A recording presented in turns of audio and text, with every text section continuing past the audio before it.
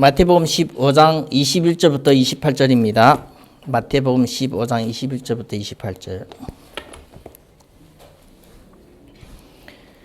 예수께서 거기에서 나가사 두로와 시돈 지방으로 들어가시니 가나안 여자 하나가 그 지경에서 나와서 소리질러 이르되 주 다윗의 자손이여 나를 불쌍히 여기소서 내 딸이 흉악하게 귀신 들렸다 하되 예수는 한 말씀도 대답하지 아니하시고 제자들이 와서 청하여 말하되 그 여자가 우리 뒤를 소리 지르오니 그를 보내소서. 예수께서 대답하여 이르시되 나는 이스라엘의 집에 잃어버린 양 외에는 다른 데로 보내심을 받지 아니하였노라 하시니 여자가 와서 예수께 절하며 이르되 주여 저를 도우소서. 대답하여 이르시되 자네의 떡을 취하여 개들에게 던짐이 마땅하지 아니하니이다. 여자가 이르되 주여 옳소이다마는 개들도 제 주인의 상에서 떨어지는 부스러기를 먹나이다 하니 이에 예수께서 대답하여 이르시되 여자여 내 믿음이 크도다 내 소원대로 되리라 하시니 그때부터 그 딸이 나으니라. 아멘. 우리가 성경을 보면서 하나님은 지금 나에게 교회 예배를 통해서 주시는 것을 얻어야 됩니다. 성경은 죽은 것이 아니라 오늘도 우리가 성경을 볼 때, 오늘도 우리가 기도할 때 하나님의 살아계심이, 하나님의 역사하심을 우리가 이렇게 들립니다. 그걸 못 받으면 성경은 죽은 지식입니다. 예배도 죽은 것입니다. 그래서 우리가 하나님이 살아있다는 것은 예배를 통해서 하나님이 믿는 성도와 믿는 하나님의 자녀들을 말씀을 통해서 영적으로 힘을 주기도 하고 영적인 중요한 것을 깨닫게 하여지는 겁니다. 오늘 보면 가나안 여자, 이 가나안 여자는 가나안 땅이라는 것은 이미 버려진 땅입니다. 그래서 이스라엘 백성 중에서 북이스라엘에 보면 아수르의 침공을 받아서 멸망할 때 아수르 왕이 이스라엘 북이스라엘을 완전히 다른 민족을 많이 들어와서 혼합된 이게 민족이 되었습니다. 그래서 북이스라엘 지역에는 이 남유다 사람들이 거의 북이스라엘로 안 갑니다. 근데 예수님은 그 이스라엘 중에서 북이스라엘 중에서도 잃어버린 양들이 있기 때문에 거기에 일부러 가는 겁니다. 갔는데 거기에서 한 사건이 일어나는 거예요. 두로와 시돈 지방에서. 그래서 성경은 지역이 나오고 그 지역에서 사건이 나오고 인물이 나오는 겁니다. 그걸 통해서 성도에게 주시는 교훈이 있습니다. 그래서 오늘 두로와 시돈이라는 것은 그 바닷가에 있는 두로와 시돈 지역에 예수님이 갔는데 거기에 또 한 갈급한 자가 나옵니다. 갈급하지 않으면 교회 안 나옵니다. 예수님 앞으로 안 나옵니다. 우리가 교회 나온다 억지로 나오면 그것이 지속이 안 되집니다. 예수님 앞에 내 문제를 해결하려고 갈급한 사람이 나오게 되어지는 겁니다. 아무리 여러 가지 문제가 있고 코로나가 있더라도 갈급한 자는 교회에 나오셔서 기도하게 되어지고 그 응답을 찾아가게 되어집니다. 오늘 예수님이 그 두로와 시돈의 지역에 갔으면 보통 예수님은 기적을 많이 베풀었기 때문에 예수님이 가는 곳마다 인산인해 사람들이 많이 오는 겁니다. 근데 오늘 두로와 시돈에 갔는데 많은 사람들이 모여있다는 것을 기록하지 않고 한 여자가 나옵니다. 한 여자. 그 여자가 예수님 앞으로 오는데 소리 지르는 거예요. 소리. 소리 왜 지릅니까? 관심을 가지려고. 많은 사람이 있기 때문에 소리 안 지르면 그냥 많은 사람 중에 묻혀있는 한 사람입니다. 그래서 자기의 갈급함 때문에 소리를 지르는 겁니다. 자기를 나타나는 겁니다. 소리를 지르되 어떤 말씀을 하십니까? 다윗의 자손이요. 예수님이 누구의 자손이라고요? 다윗의 자손. 마태복음 1장의 1절에 보면 아브람과 다윗의 자손으로 나온 예수에 대해서 알고 있었다는 겁니다. 다윗의 자손이요. 예수님의 신분, 육신적으로 오신 신분을 알아본 겁니다. 그리스도로 알아보지는 못했지만 예수님을 다윗의 자손이라는 것을 알고 큰 소리로 외치는 겁니다. 한마디 말하면 예수님의 관심을 받고 내 문제를 예수님 앞에서 해결받고 싶은 겁니다. 그런 갈급함 때문에 예수님의 큰 소리를 부르는데 예수님의 한마디 대답도 안 하시는 거예요. 못 뜯은 것이 아니고 대답을 안 하시는 거예요. 그러니까 이 제자들이 나온 겁니다. 여자가 이렇게 큰 소리를 부르고 있는데 어떻게 할까요? 이렇게 질문하는 겁니다. 돌려보내게 할까요? 어떻게 할까요? 질문했는데 예수님께서 뭐다 얘기하십니까? 예수님 말씀을 우리가 중요하게 봐야 됩니다. 나는 이스라엘의 집에 잃어버린 양 외에는 다른 데로 보내심을 받지 아니하노라. 예수님이 오신 이유는 하나님이 이스라엘의 백성들이 잃어버린 백성에게 가서 그 사람들을 구원하라는 그 사명을 받고 오셨습니다. 그래서 예수님은 어디를 가든지 하나님이 주시는 사명 때문에 움직이게 되었습니다. 그래서 이스라엘, 하나님의 백성 아닌가요? 창세기 보면 이스라엘이라고 누구를 보고 얘기했어요? 야곱. 야곱의 이름을 이스라엘로 한 겁니다. 그러면 이스라엘, 육신의 이스라엘만 이스라엘이 아니라 신약에 오서는 예수를 믿는 모든 사람은 하나님의 아브라함의 자녀처럼 그 축복, 이스라엘의 축복을 주시는 겁니다. 그래서 많은 이스라엘 사람도 예수님 앞에 오진 않았지만 이 이방인 여자가 이스라엘의 축복으로 믿음으로 온 겁니다. 그래서 예수님은 잃어버린 양 외에는 다른 데로 보내심을 받지 아니하였다 나오는데 이 여자가 와서 절하며 이르되 주여 저를 도우소서. 예수님만이 나를 도울 수 있다는 것을 확신했습니다. 우리의 문제가 다른 데서 우리가 도움받을 수 있으면 그만큼 예수님이 무시를 했는데 거기까지는 오지 않습니다.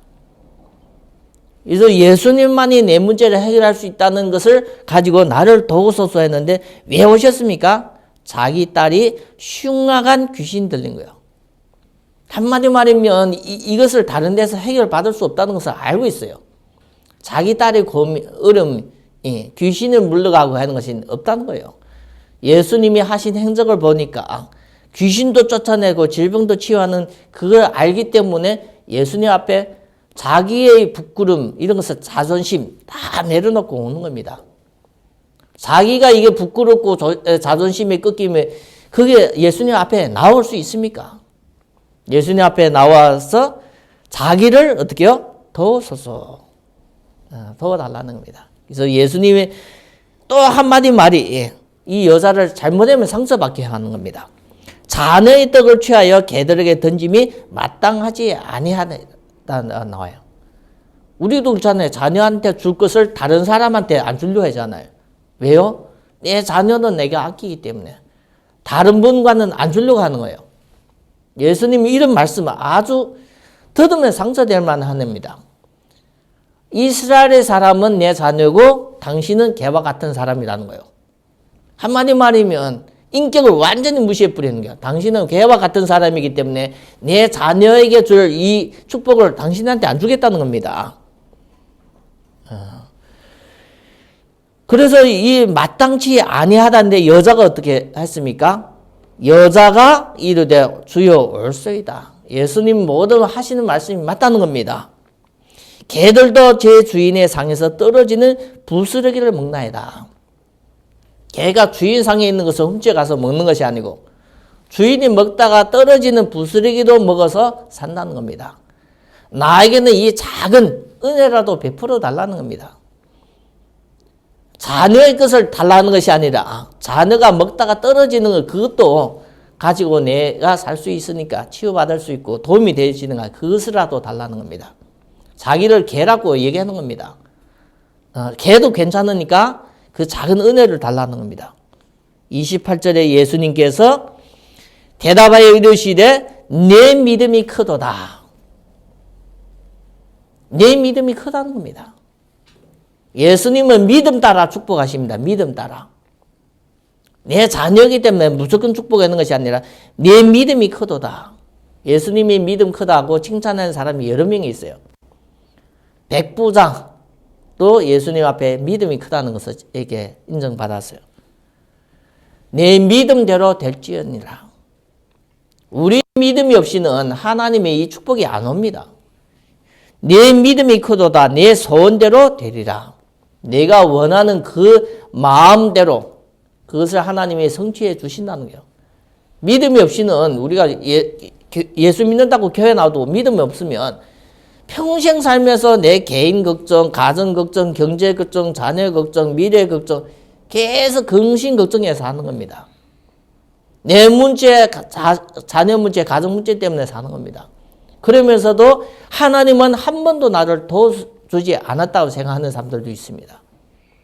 이 이방 여인 한 번의 기회일 수도 있어요. 다시는 이런 기회가 안 올 수도 있어요.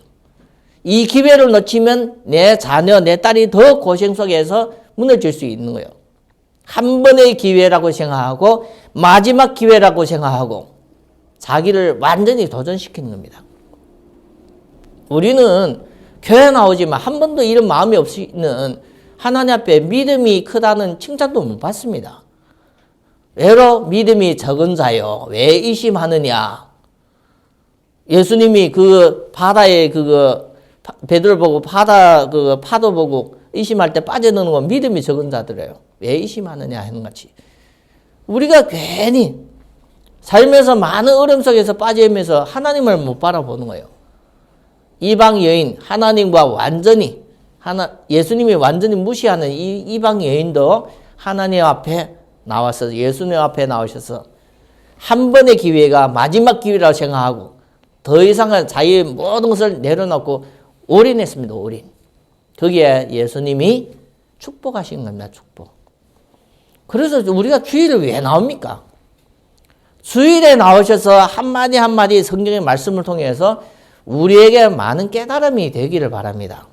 말씀이 영입니다. 요한복음 6장 63절에 보면 살리는 것은 영이니 내가 너에게 하시는 말씀이 영이라고 얘기하고 있습니다.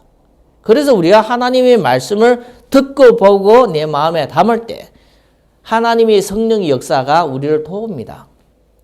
우리 속에 뭘 담아야 됩니까? 예배를 드릴 때마다 말씀을 담아야 돼요. 그래야만 하나님의 성령이 나를 도웁니다. 나에게 깨닫게 하시고 그 성령의 예배를 통해서 드린 말씀이 나에게 은혜 받게 만들고 은혜 받고 힘을 얻기도 만들고 그것이 예배의 중요한 축복입니다. 그러면 예배 드리는 주일만 예배입니까? 아닙니다. 우리는 항상 하나님이 함께 하시는 이 축복이 예배입니다. 성경에서는 에녹은 300년 동안 하나님과 함께 동행했다 나옵니다. 함께 살았다는 겁니다.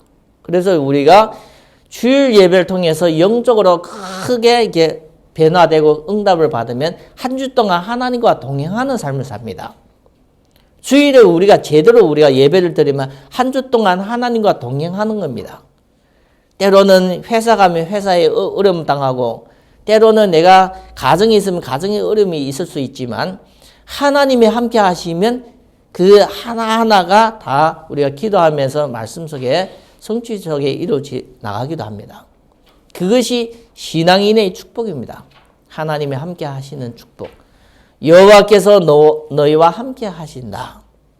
그것이 우리의 축복입니다. 그래서 주일을 통해서 우리가 영적인 큰 변화를 얻기를 바랍니다. 주일을 통해서 큰 걸 와야 돼. 큰 걸. 작은 걸 가져가는 것이 아니라 큰 응답을 받아야 돼. 큰 응답 받으려면 나의 것을 다 비워야 돼요. 내 그릇을 크게 만들어야 돼요. 내 생각도 크게 만들어야 되고 내 마음도 크게 만들어야 되고 내게 있는 잘못된 각인되고 뿌리되고 체질된 걸 다 내려놔야 됩니다. 상처든지 염려든지 어려웠던 것을 다 내려놔야 돼요. 그래서 우리가 하나님의 말씀을 통해서 받을 때마다 하나님의 나라가 우리 마음속에 임하는 것을 우리가 알아야 됩니다. 하나님의 나라가 이때 임하는 겁니다. 그래서 여러분 주일 예배를 통해서 영적인 큰 변화와 영적인 이 축복, 하나님의 언약의 축복을 제대로 받아들이기를 바랍니다. 그래서 주일 예배 드리라는 거예요. 성도가 예배를 통해서 세상에 없는 것을 응답받습니다. 그래서 다니엘이 하루에 3번씩을 기도했습니다. 다니엘이 이방에 포로로 끌려갔는데 거기에는 예배 드릴 장소가 없습니다. 기도할 장소가 없습니다. 그런데 다니엘은 하루에 3번씩 예루살렘 성전을 위해서 향해서 문을 열고 기도했습니다. 그 기도, 세 번의 기도가 다니엘의 인생이 바뀌어지고 이스라엘의 운명이 바뀌어지는 겁니다. 우리가 그냥 잘못된 기도는 그런 응답을 못 받습니다. 근데 다니엘은 언약의 한을 가지고 하나님 앞에 기도할 때 하나님은 다니엘과 다니엘 친구들 통해서 또 큰 바벨론의 큰 역사를 이루어 가셨습니다. 그래서 우리가 내가 있는 곳에서 항상 하나님의 언약을 잡고 기도하면서 우리가 성령 인도를 받아야 됩니다. 성령 인도. 하나님이 우리를 인도하신다는 겁니다. 성령이 우리를 인도하신다는 겁니다. 하나님의 계획대로 하나님이 주신 말씀대로 우리를 인도하신다는 겁니다.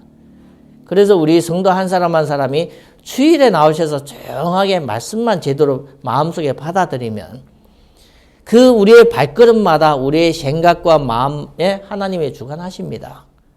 그런 축복을 우리가 놓치면 내 생각대로, 내 지혜대로, 내가 각인된 대로 그렇게 살게 되십니다. 하나님의 축복의 언약과 전혀 상관없이 내 생각대로 그렇게 내가 내 몸의 주인이고 내가 내 운명의 주인처럼 살게 되집니다. 그것이 하나님이 원하는 삶은 아닙니다. 그래서 여러분들이 계속 주일을 통해서 우리가 말씀을 한 달락 한 달락 보면서 우리가 진짜 받아야 될 응답이 무엇인가 그 부분을 좀 마음속에 두고 가야 됩니다. 그냥 와셔서 앉아 있어서 예배 그냥 목사님 설교 듣고 가는 것이 아니라 마음속에 좀 받아들였으면 좋겠습니다. 성도의 힘은 말씀에서 옵니다. 성도가 진짜 힘을 얻는 것은 말씀에서 와요.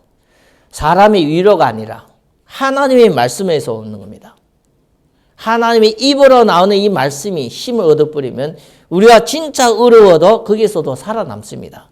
진짜 괴로워도 거기서도 우리가 살아남습니다. 다윗이 그 어려움 중에서 도망다니면서 어려움 중에서 다윗이 고백을 하는 거예요. 신앙의 고백. 내가 사망의 음침한 골짜기에 다닐지라도 여호와께서 나와 함께 하시다 나오는 거예요. 그러니까 부족하지 않다 나오는 겁니다. 누가 함께 하시니까? 여호와께서 함께 하시니까. 그런데 우리는 문제와 어려움 속에 아직 다가오지 않은 문제를 염려 속에 빠지는 것은 우리의 영적인 상태, 믿음이 부족해서 오는 문제입니다. 그래서 우리가 하나님 앞에 말씀을 통해서 우리의 영적인 상태가 많이 회복되기를 바랍니다. 말씀을 계속 그 속에 들어가야 돼요. 복음의 말씀 들어가야만 그 복음의 말씀이 나를 살리는 거예요. 나의 영혼을 살리고 내 마음과 생각을 살리게 되집니다. 그래서 여러분 어릴 때마다 힘들 때마다 복음 속에 복음의 말씀 속으로 들어갈 때 하나님이 주시는 힘, 하나님이 주시는 지혜를 얻게 되십니다. 그걸 가지고 우리가 뭐 하십니까? 기도 속으로 들어가는 거예요. 하나님이 주시는 걸 가지고 우리가 들어가는 거예요. 삶 속에. 그런 것이 없이는 우리가 아무리 기도할 날도 눈을 감으면 3분 이상, 5분 이상 기도가 안 되집니다. 기도 내용이 없어지니까. 나를 위해서 우리가 기도한 내용이 크게 많지 않으니까. 그래서 기도가 안 되어지는 것은 내가 말씀이 내 마음에 없는 겁니다. 그래서 말씀이 내 마음에 없으니까 성령이 내 마음을 감동이 안 되어지니까 5분 이상을 눈을 못 감는 거예요. 왜요? 하나님 앞에 기도 내용이 상실해지니까. 그래서 여러분들 말씀을 통해서 영적인 것이 되어지면 기도가 집중되어집니다. 기도가 집중돼야만 하나님의 절대 계획도 발견되어지고 하나님이 주시는 그때 하나님의 성령이 주시는 인도를 받을 수 있습니다. 그것이 우리의 삶 속에는 응답으로 연결되어지는 거예요. 내 삶이 하나님이 함께 하시는 응답으로 연결되어지는 거예요. 그래서 성경에 역사하시는 하나님이 지금도 내 삶을 역사하시는 것을 우리가 깨달아지게 되어집니다. 그래서 여러분들은 복음의 말씀의 그 비밀을 가지고 기도할 때 내 삶 속에 하나님의 많은 증거가 오십니다. 그 증거가 성경에 나타난 재창조의 증거가 나오는 거예요. 재창조의 증거. 내가 내 힘으로 살면 절대 이런 삶을 살 수 없는데 하나님은 우리의 삶을 인도하시고 역사하시다는 그 재창조의 역사가 나오는 겁니다. 그래서 여러분들은 복음의 말씀을 가지고 기도하면서 우리 삶에 임할 때 문제가 오는데 그 문제가 되지 않습니다. 왜 문제가 되지 않아요? 하나님이 함께 하시기 때문에.